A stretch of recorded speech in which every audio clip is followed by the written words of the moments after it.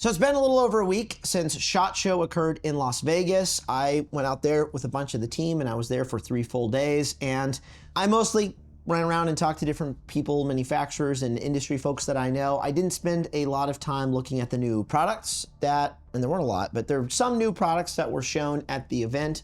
And so as soon as I got back, I got onto YouTube, and thanks to people like Classic Firearms, the Firearm Blog, Micah Mayfield, Brass Facts, I was able to brush up on some of the products that I didn't get to see, that I didn't have time to go and look at and see what SHOT Show had to offer this year. Now, if you've read the title of this video, you're probably like, okay, Lucas is going to talk about the gun industry with predictions and the market, and is it down or why is it not down? And we're going to get to that. We're going to get to that because I actually think that's a more interesting discussion than just talking about some of the new products that are coming out, or maybe should have been out a long time ago and maybe they're finally coming out. But before we get into some of that and what I've learned from SHOT Show this year, I want to talk about some of the products that I was able to look at and some of the products that I've seen presented online. And we're going to start with rifles. So there's obviously some trends that are going on right now. Sort of the era of the budget gun is over, and the era of the premium high-end rifles and the weird novelty rifles is in. There's a lot of reasons for that, which I'll get into later. But first off, FN is updating the SCAR. I think this is great. I've always liked the SCAR. You guys have probably seen videos of me shooting the SCAR years ago, 9 years ago. I've been a SCAR enjoyer for a long time, and I went to the booth, I looked at the SCARs, and I didn't talk to anyone there. I didn't grill anyone on, hey, is this way more reliable than it used to be? Is it gonna fry optics? Things like that. I was mainly just looking at, hey, what intuitive components did they put on here? What upgrades did they make? Because there's a ton of great aftermarket parts out there made by companies like Parker Mountain Machine up in New Hampshire. And so I'm looking at the gun to see, okay, FN's had a decade to look at aftermarket components. Are they taking those ideas for the aftermarket and applying it to the factory gun? And the answer is yes. They've added so many of the sort of aftermarket components that you can buy, and they've added it into the factory rifle. So there's an M-LOK rail, there's QD cups that are positioned well on the rifle. The charging handle is an actual ambidextrous charging handle where there was a small side and then a longer side, and I assume you can swap those around if you want. So there are a few things on the SCAR that I really liked. I do miss the original look and appeal of the SCAR without the big long M-LOK rail, but it's modernized now. They have a suppressor that goes with it. That's cool, because people always complained about SCARs voiding warranty if you put other suppressors on there. Frankly, I didn't care. I suppressed those guns anyway. But the FN suppressor is probably pretty good, and combining it with that gun is probably going to be a pretty slick thing. They also have a hydraulic buffer. I guess part of the reason for that is to protect your optics a little bit, less optic breakage. But let's face it, most consumers aren't shooting their SCARs enough to break optics, and they probably haven't run into that. And it was probably only some of the military guys a long time ago who were putting a lot of rounds on those guns who were actually running into that problem. But upgrades are always a cool thing to see. One gun I didn't get to see, but I kind of wish I had, was the Daniel Defense X1. So as you all know, there was a big contract request in England a few years back for the new rifle for the UKSF and the Royal Rangers, and the Knights KS1 ultimately won that contract, but there were a bunch of companies that submitted guns, and Daniel Defense showcased their rifle that they submitted for that contract, and it sounds like they're pushing that gun and its technology to other military end users, but they're eventually going to release it to the public. Now, when I looked at some of the comments on YouTube on some of the people's videos, I saw a lot of people complaining about, oh, well, it's a failed gun from a contract, and now they're just trying to peddle it to civilians. Well, they're actually not. They're not even selling it to civilians for a while, because I immediately texted my guy at Daniel Defense and said, hey, I want one of these guns, and he said, well, we're offering it to mil guys first. We're going to go deal some stuff there before we ever bring it to the commercial market. And I saw a lot of people complaining that a failed gun would be here on the market, but here's how this whole thing works. When a military organization puts out a request and they have a bunch of requirements, barrel length, the accuracy, signature, whatever it happens to be, lots of companies tool up for that contract. They improve some of their processes, they improve their products, they submit their best shot, and the organization picks the gun that they think will be best. Doesn't necessarily mean it is best. There could be some stuff happening under the table, a little bit of money getting exchanged. Various companies like to do that, so I've been told. But a lot of the guns that get submitted are good guns. Like, they're not all bad guns. And it's possible the Daniel is better than the Knights in some ways. They have a really interesting carbon fiber heat shielding situation under the barrel because the rail is oversized. I don't believe the Knights Armament KS1 has that. So there might be some things about the X1 that is better than the Knights rifle. But what I like about this is if Daniel Defense did go and make improvements for their rifles for this contract, even though they failed, they should bring those improvements to the market because that benefits all of us. So I look at it from a much more glass half full. Is that the right? Yes. When I see something like this, and I don't immediately just go, oh, it's a failed gun, they're trying to recoup money, because they're not selling it to civilians right away. I might think a little differently if, you know, they were selling that to civilians and they had 1,000 of them to get rid of at a super low rate, but that's not what Daniel Defense is doing. And whenever I can get one of those guns, I will look forward to giving it a shot. Geisley had their PDW rifle. It looked like a pretty basic shorty gun. I did like that the vendor or the guy that was talking about the rifle pointed out that PDWs can feel really rattly. That is absolutely correct. Wire stocks for PDW guns, especially when you have a heavy gun out front, are just, they're not great. So the fact that he called that out and they wanted to make a more stable PDW stock is very important. That's something that I noticed because, you know, your connection to your body when you're shooting a rifle is the same as the grip for your handgun. So I really like that they pointed that out. So it's probably a pretty good gun, but I mean, I doubt I'll buy one. I also saw a lot of ModTac suppressor covers, the big bulky little suppressor cover that actually attaches directly to the rail. Those were at like every booth. So either a lot of shilling happened or that's a really good product. I expect it to be a good product. I want to buy one at some point. I haven't used one yet, but it was cool to see that they were all over the place. There seems to be a bit of a trend there. PSA is going premium.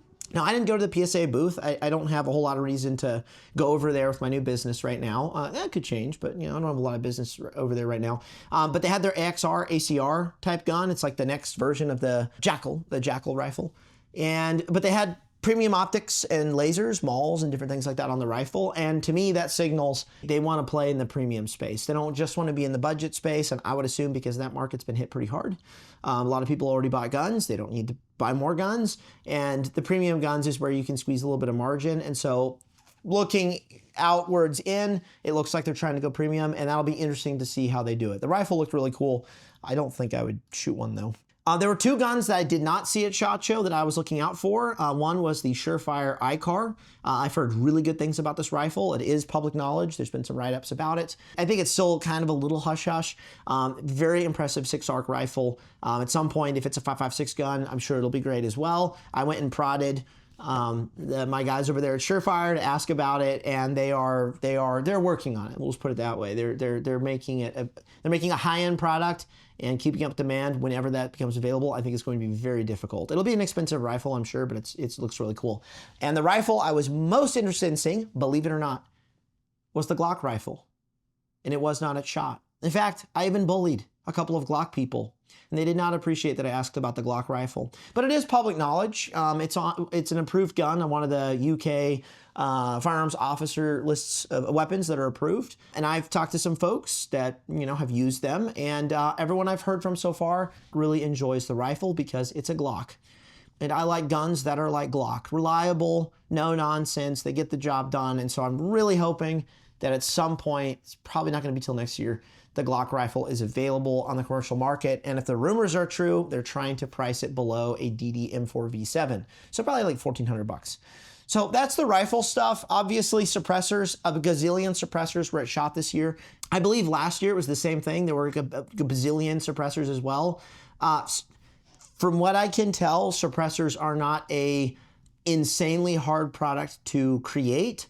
You obviously have like some patents and some stuff you have to get through, and if you're trying to do proper engineering, you could spend a lot of time engineering the airflow and all that crap that I don't even understand. But it's a tube that goes on a gun. And with 3D printers being able to print suppressors, it seems like everyone and their mother is releasing a suppressor. And I think that's a good thing. I'm talking about it in a very derogatory way right now. I think that's a good thing. It makes it common use with the new laws where there's a $0 tax stamp. We shouldn't have a tax stamp anyway, but it being $0 means everyone can buy suppressors. Everyone can put them on the end of their rifle. That's great. It limits micro TBIs. I'm going to be shooting suppress on all my guns as much as I can. But with that said, everyone and their mother is creating suppressors. And so there's going to be some crappy products out there. There's going to be some snake oil products out there.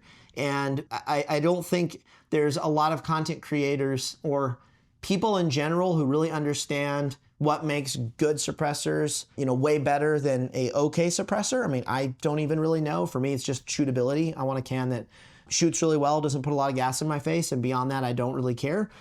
So I think it's going to be hard for consumers to really know why to buy one product over another. Without people like Pew Science, maybe a couple other guys who can emerge as suppressor experts or SMEs of sorts who've shot billions of types of suppressors, and they can really get into the minutia of what makes a suppressor better than another, and not with theory, but with actual, like, yes, I've used these suppressors, I've shot with the muzzle devices, they return, the POI shift is negligible, here's how they operate. I just don't think we have that right now in the industry, and there's an opportunity there for someone to emerge as the shootability suppressor expert and talk about suppressors from a shootability standpoint. I could be wrong. There could be a guy out there who's already doing that.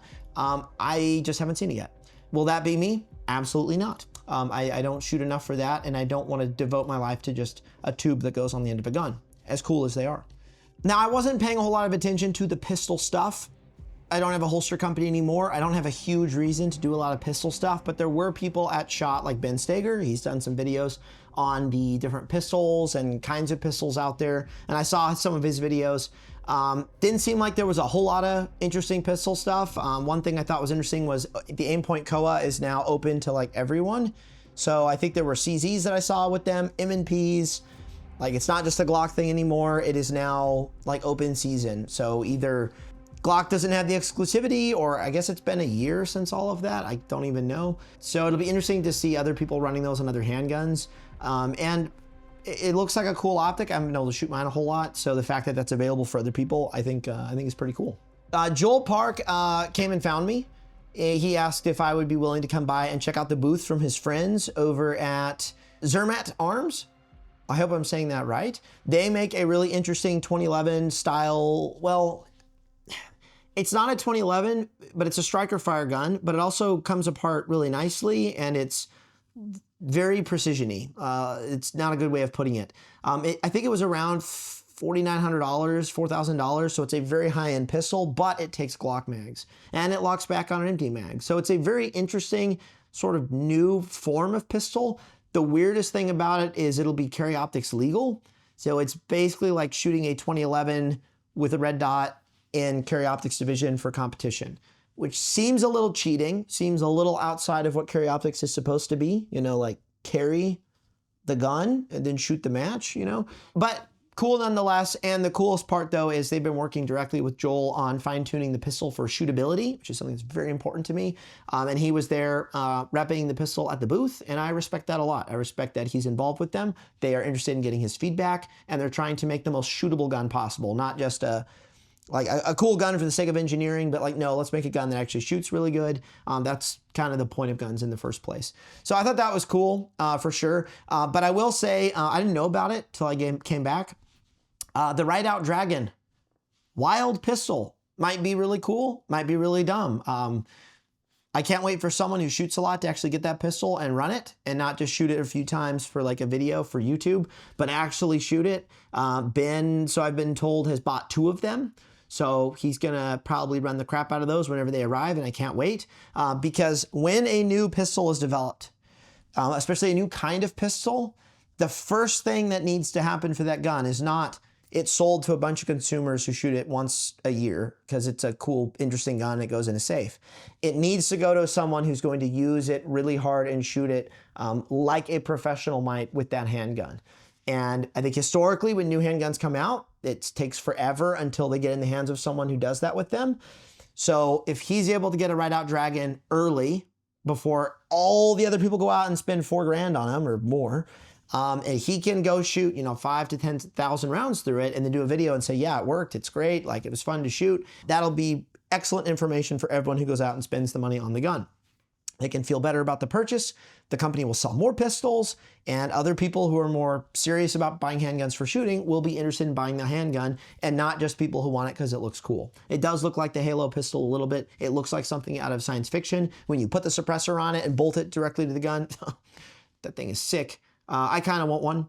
And if I bought one, I would totally 3D print a holster for it because I just feel like that's what that gun needs. It needs some like thigh-mounted 3D printed holster for that gun. So I didn't get to look at it. I think it was in the basement. When I came back, I was kicking myself because I would have liked to go there and just like build a grip on it and see what it feels like. And then from there kind of, assess like, yeah, would this be fun to shoot or not? And that would have been cool. One thing I did see is, and after the fact, but even while we were walking around, was a lot of flex style guns, a lot of little PDWs, stock things, a lot of stock options, a lot of stocks that go on pistols. I'm just gonna say, I think they're dumb. I think they're a bit of a novelty. I think they're a little bit of a gimmick. Originally, the whole marketing for those was, oh, you have a fire control group and you have all these frames and you have this PDW, so you take your carry gun, you convert it into a frame and you build it into a PDW and you put a PEC 15 on it and all this. Well, you know what everyone did? They realized that all that is annoying, like constantly moving your FCU around, so they built dedicated guns. And then I think SIG sold a dedicated flex gun.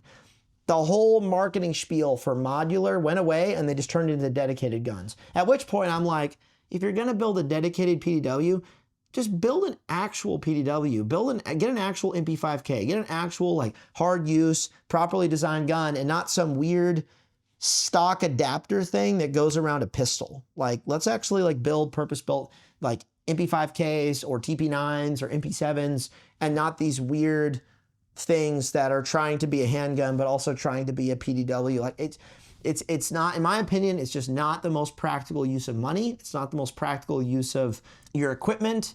And from the guys that I've talked to who need a weapon like that for some professional purpose, they're not running those guns. They're using other things, 300 Blackouts, other rifles like that. Even the Rattler, believe it or not, they're not going and building this rickety, weird little pistol thing where the stock's like, feels like it's about to fall off. So I'm not going to be doing a whole lot of that, just to be honest, and I never have. I've tested some of those guns, was never a huge fan, and I think they're a little gimmicky. And you guys can disagree in the comments. That's fine with me. I did get to run into my friend Taylor Campbell. He has a new company, and he has a product that solves the carbon buildup on weapon lights for TLR1s and X300s. It's a pretty nifty little product if you're someone who shoots with a weapon light all the time. You're a cop or you're someone who just likes to shoot with a light all the time. I don't always shoot with a light. And it actually replaces the entire bezel of the TLR1.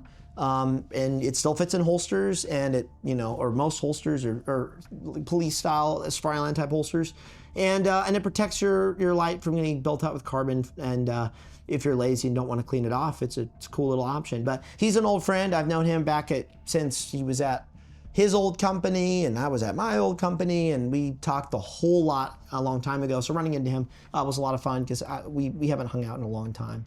And that's really what SHOT Show's for. It's for seeing people in the industry. That's where it's fun. Long range stuff. So obviously years past, I did not give a crap about long range stuff. I just, I saw very specific things every time I went, but now that I'm doing long range stuff, I'm actually more interested in the long range products. Vortex has a Kestrel now. I've already seen some reviews. Kestrel's still better is what it looks like, unless you're completely bought into the Vortex geoballistics ecosystem. And then yeah, probably getting the Vortex Kestrel to go with your Vortex rangefinders and binos probably makes the most sense, and their Impact LRF device. But I'm gonna keep using a Kestrel. Their device is a whole lot bigger. I think it weighed more. I think it's a little bit cheaper, but not a lot. So, but it is cool to see that there's now another device very similar to the Kestrel. So there's possibly some friendly competition. That can be a good thing. The Leupold spotter looked really cool. And then a close friend of mine who's very experienced in long range said, yeah, that thing sucks. We were texting about it. And so I'm like, well, I want to use it to find out for myself, but I do trust this guy a lot. I thought that was interesting, and he just said get the Night Force instead. So I don't know. We did go and meet with Night Force. They have some new scopes, as you all have seen. We talked about some of the reticle options. Some of the reticles are a little more simplified, set up for PRS and competition. So no big Christmas tree, just very defined regular crosshair. Price point's pretty good on all these. They're not like super budget, but they're not like super high end, like some of the other scopes like the Attacker. Good scopes, I'm definitely gonna get a couple of them. I actually am most interested in getting their 1-6 in a second focal plane and being able to shoot on 1X with just a full reticle, like I used to do with other scopes, because I need one for training purposes. And so it was cool to see they had that. I told them that. I said, I actually need one of these for some training, for some of the class stuff I'm going to do, because there are some benefits to shooting a scope that's just got a huge reticle that never changes on 1x, and as you zoom in is the same. There are some benefits for that, for like speed shooting and stuff. The Seekins Precision was sick, believe it or not. Cool gun. I think I'm getting one. We've talked about it some at some point. Very cool rifle. It's got a detachable module, so you can change out your magazine. So you have one gun, you can shoot multiple calibers. I'm sure lots of people have done that. But it's a Seekins gun. I trust those guns a lot. The price point on these, it sounds like it's about $8 grand for the Magnum, about $6 grand for the short action. So it's priced up there with Accuracy International and some of the other big boys. But American bolt guns being made, always a good thing. And the guns, they look cool as well. And we all know that's a very important thing, is that when new guns come out, they need to look cool. The Arkin $600 laser rangefinder, I didn't get to look at that. From what it sounds like, it is simply the technology of a normal rangefinder with some very simple stuff. Like it doesn't have environmentals. I think the ballistic calculator is pretty simplified. It's just one of those turned into a device that gets mounted above your scope on a dive board. $600. So I think we're going to see a ton of those on people's guns who want to get into long range. They want to have an LRF on the gun. They want it to tell them what to do. They don't want to go spend the $2,000 on a Maztec. They don't want to spend the $1,600 on the Vortex or the $1,400. They can get going with a $600 Arkin. And so it is Chinese made, but people in that price bracket usually don't care. So that's interesting development. I'll probably get one at some point to mess with and play with, but I obviously have all the other LRFs that I like more, and I'm going to keep using those. We did go talk to KRG. They have some cool stocks they're making for precision stuff. I'm actually most interested in their Fox 42 rifle. It's a ACR style precision gun. We talked about that for a little bit, and I'll just be transparent. I advised them that I think this is a good year to come out with that gun. If it passes testing and all of that, and we'll get into why here in a minute. But we talked about that some, which is fun. And then I got to spend a lot of time with Brian Morgan. And we just had some good chats about what he's got going on, what we've got going on, some synergy that can happen, and some different things with some of the different companies that he's working with, different sniper rifle companies and whatnot. And he's one of my favorite people. I mean, I've only known him for a couple of years now, but within this industry, you're not going to find someone who's better than Brian Morgan. I mean, everyone who's met him, everyone who's hung out with him and his wife, everyone who's been out to the lodge, everyone who's been out to the property, they all say the same thing. And you know how hard it is to find people like that in this industry? Well, very hard. We'll just put it that way. So love getting to hang out with him and talk to him. Got to spend a good amount of time with him, actually, and I'm really thankful for that. So now let's talk about the actual title of the video. Is the gun industry down? Now, one thing I like about producing content after SHOT Show is I can see what everyone's saying about it, and I can get everyone's perspective, and I can kind of weigh it and see what people are talking about and see what people are not talking about, which is actually more interesting usually. And for the most part, everyone is saying the gun industry is down. We're in a Trump slump. The economy's bad. People aren't spending money. And there were, I would say, half of the people at SHOT Show were kind of mopey and down. And the other half were all excited because they had cool stuff to talk about. They had new products, they had new initiatives that were going, and they were just business as usual. And they might be putting up a front, like they may be doing really bad. Like I met with one company who said, oh, last year was the best year we've ever had. And I was kind of like, I find that unlikely, but okay, I'll give you a benefit of a doubt. I did find that a little unlikely though, just because they've been in the industry for a long time, and I'm sure they've had some banger years. I'm sure 2020 and 2021 were banger years for them. I actually know it was. So I think there's a little bit of fronting, a little bit, but there were a lot of people who were excited because this is their passion, this is what they do, and whether the industry is up or down, they're going to keep doing it. And I think that's the attitude businesses in this space need to have. But let's actually talk about the market. So every time I go to SHOT, I try to meet with the big distributors. There's a few of them. These are companies that a bunch of the big companies will sell their product to, and then they sell to everyone. They sold to my previous company. They still do probably. They sell to gun stores. They sell to pawn shops. They sell to everyone. They're just the middleman for thousands of products that goes to them, and then they sell at a discount, and all that gets bought by whoever. And I have accounts on these websites. I can go on there and I can order one scope, I can order one tripod, and I get a discount. I get that, and it's really convenient for me. I had to prove I'm in the industry. I also know people there, but that's how most retail shops buy their products, through these distributors. Now, because of this, these distributors have the best pulse on the market, or at least the retail market, because they're the ones fronting, all the product that goes out. And I spoke with one of these guys, and he said that the market for 2025 was down like 10%-ish. But he also said it's kind of hard because, it's up for some retailers and it's down for others. And there's a lot of different reasons for that. But he also said that they were up, compared to some years past. And so it really depends on what you're looking at. And in my opinion, and this is where I'm going to offer a completely different perspective than a lot of the other YouTubers and GunTubers and bloggers, is I don't think the market's down. I think the market's correcting. And here's why. For some reason, a lot of these companies are still in the back of their mind thinking about 2020 and 2021. They're thinking about that huge explosion in growth that occurred for everyone. And I mean, it was everyone. It was handgun companies, rifle companies, optics companies, retail, holster manufacturers. We exploded in 2020 and 2021. And a lot of people are still living back in that black swan event of, the heyday was great. We made a bunch of money. We expanded the company. We had lots of products. But the funny thing is, that was 6 years ago. That was 5 years ago. That wasn't yesterday. We've actually had a few years to kind of get settled and figure some things out. And there are still people in the gun industry who are living back in 2020 and 2021. And if you look at NICS checks, I started doing some research, to see if my hypothesis is correct. And if you look at NICS checks going back just 10 years, 2015 to 2025, you had 23.1 NICS checks in 2015.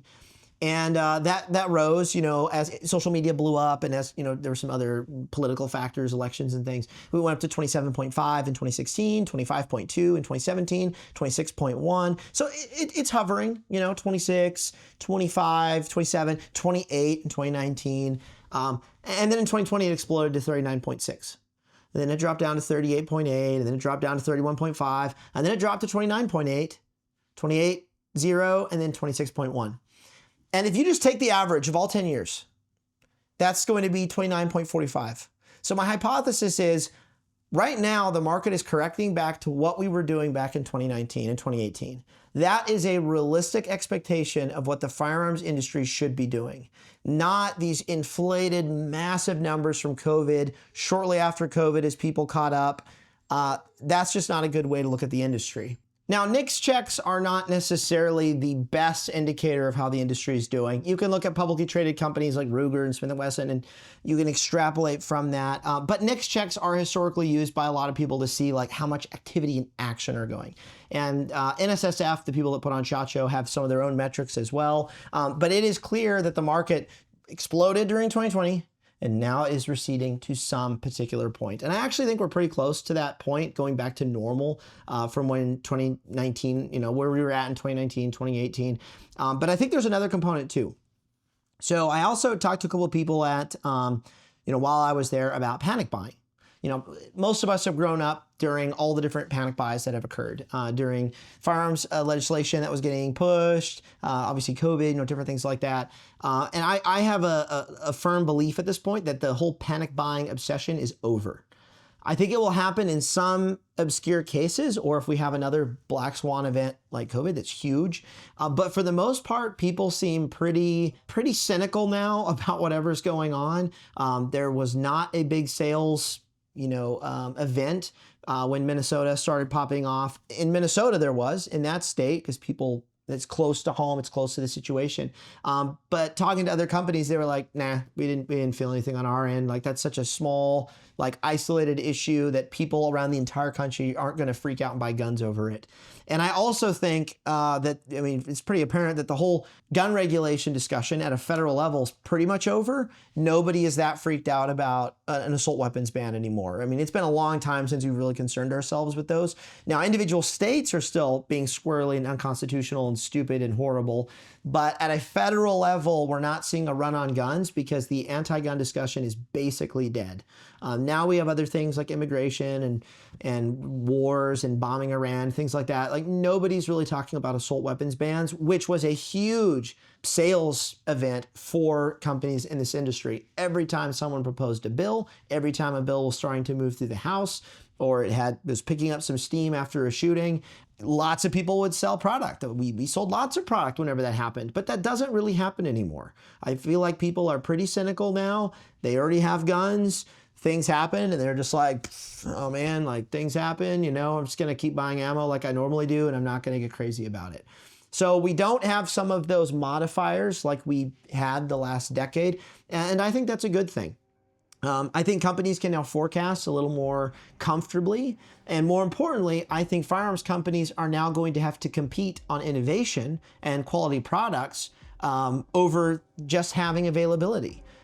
Back in 2020 and 2021, you won the market simply if you had product. It didn't have to be the best product. It didn't have to be the most innovative. It didn't have to do something radically new. And honestly, if it did, people probably wouldn't buy it because people are very slow to adapt. But now companies are going to have to innovate a little more with their firearms, their pistols, their nylon, their night vision, their whatever it happens to be, because the market is so flooded with product. And I think that's a good thing because it means we'll all get better product. Now, like I mentioned earlier, there were definitely some companies at SHOT that seemed a lot more sullen and sad that, it's not a Black Swan event anymore. It's like, okay, I get that. I understand. But at the same time, the defense industry and the gun industry space is such a safe market to be in. People have been selling and profiting off of violence since the beginning of the history of the world, going all the way back to Cain and Abel. Violence is always going to be a thing that companies can make money on, for better or worse. And as the market slumps, corrects, whatever you want to call it, I would call it correcting, there is still a space for companies to be profitable. There's still space for companies to provide meaningful products to customers. And there's still space for innovators and designers and people like me who want to be in the space to feel fulfilled, to actually provide these products to people. And so I don't think people should be sold and upset. Obviously, there's probably some companies that need to make some hard decisions. There may be some layoffs. There may be some retractions on certain obligations, monetary obligations, and things like that. But once you establish your new normal, then it's, okay, well, now we've got to innovate. We got to come up with some new products. We need to get involved in the shooting sports. We need to get involved with, certain people who can market our companies. Maybe not marketing firms, but like individual people who can actually come in and help with the marketing, who have experience in this area. And I think all these different companies can still succeed in this market because ultimately the United States will always be the biggest exporter of firearms, or firearms culture, I should say. We will always hold that over every other country in the world, and that's a thing to be proud of. So while the market is going through a correction, I would strongly caution firearms companies to maintain a position, forecasting off of 2020, 2021, even 22. That's over. That's done. Now we have to operate in a new era of the firearms culture and innovate for our customers and provide good products for our customers. And that's why I'm excited for adaptive defense. There's a lot of products we can just quickly throw on our website, retail products, things like that. That's not something we're trying to do. We are trying to step back and design some new products. We have a few products that we know are successful products. We know that people want to buy from us, like the slings. They're not radically new or revolutionary, but people want to support us. It's a good product. I like the product. I mean, there were some things I wanted to implement into that product that I would like for myself, but we have some radically new stuff and we don't know exactly how well it's going to do. And we probably won't sell a whole lot of it, but those are the kinds of things that the industry needs more of. So personally, going to SHOT Show, I ran into a lot of people. I got a good feel for what the industry, kind of what they're feeling right now. And I think there's a lot of opportunity that companies can have in this market. I think they need to tweak some things. And I didn't mention this earlier, but there's kind of two things going on in the industry right now. You have, I think most companies need to really focus on innovation and creating new product because the market's so saturated with everything else. But there's also this really interesting area of opportunity for companies creating I don't want to say novelty guns, but interesting guns, because so many gun owners are bored. They already have AR-15s. They already have, you know, the normal stuff, and they want to play around with some of the more interesting guns. And there were some cool things at SHOT Show. There was the SR-3M, thanks to Micah Mayfield for making a video on it. I think a lot of people did, but a weird Russian gun from video games that will be available here in the States. B&T had a weird Stin gun, like, just a cool gun, you know. I'm not gonna buy one, but I mean, some of you guys will. Magpul has their block Modern Warfare 2 gun. CC75 released a retro CC75, but built on modern machining. So it's like an old school gun, but it's modern. Like, that's just a cool gun, and people are gonna buy it. And lots of people have an appetite to buy guns like that because they're kind of bored of all the normal practical stuff. And there were some other things, like Daewoo had their suppressed SMG. Hopefully they can import that. It's kind of cool, a little outdated, but cool. And Daniel Defense had their GLSSC grenade launcher rail that they're bringing back in a limited quantity. I mean, that is novelty at its core. Only 25 of those got out to civilians, and now Daniel's like, we'll sell some to the public. We'll offer these really cool, like, grenade launcher uppers for 12.5 uppers. Do any of us need that? No, none of us need that. Most of us don't run around with grenade launchers, but that is a product for a very particular kind of customer, and those customers are hungry for products like that because they're bored of all the practical stuff. Now for us, we want to focus more on the practical products. There's still a market for the novelty stuff, and I actually think the market for that is bigger this year than it has been in years previous. People wanted practical stuff back in 2020. They wanted practical stuff in 2021, even 22. But now everyone's got all the practical stuff, and now they either want really innovative, crazy stuff, or they want nostalgia. And you know what? That's one reason we're making our Remington rail. It's a little nostalgic, but it also does some things that I really want in a rail, and I have some plans to build some really cool guns with those rails. So with all that said, I know it's kind of a long-winded video to talk about the industry as a whole.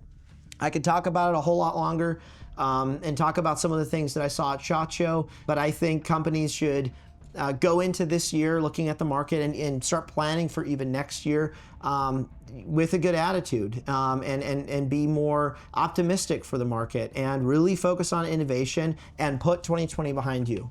That's over. We got to move on. It's been 6 years. It's been 5 years. We now have to operate in a new environment for the firearms industry, and I'm looking forward to doing that.